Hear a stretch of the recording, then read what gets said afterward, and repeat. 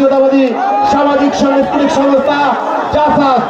এর সংগ্রামী আহ্বায়ক মুকুল সদাগর সদস্য সচিব প্রভাষক আতিদুল্লাহ বাচ্চু মঞ্চে আসন গ্রহণ করবেন বাংলাদেশ জাতীয়তাবাদী তাঁতি দল ডোমার উপজেলা শাখার সংগ্রামী সভাপতি সৈয়দ নুরুল নবী হোসেন নয়ন, সাধারণ সম্পাদক শফিকুল ইসলাম। মঞ্চে আসন গ্রহণ করবেন বাংলাদেশ জাতীয়তাবাদী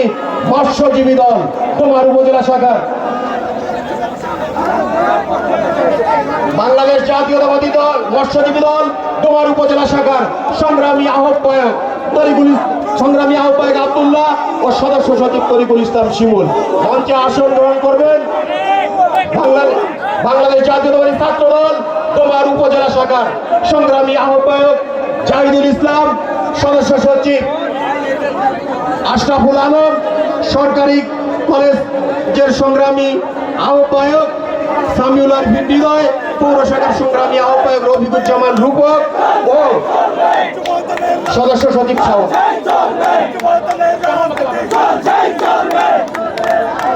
এ পর্যায়ে